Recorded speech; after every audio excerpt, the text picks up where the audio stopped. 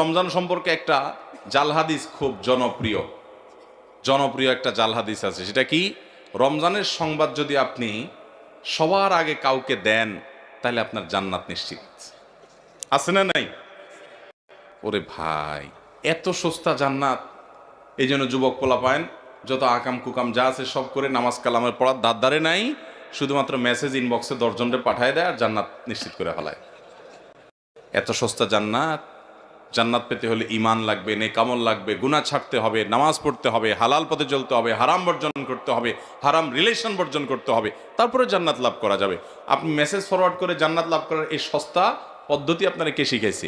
এরকম ভিত্তিহীন কথা আমাদের সমাজে অনেকে বলে, কি বলে না বলেন?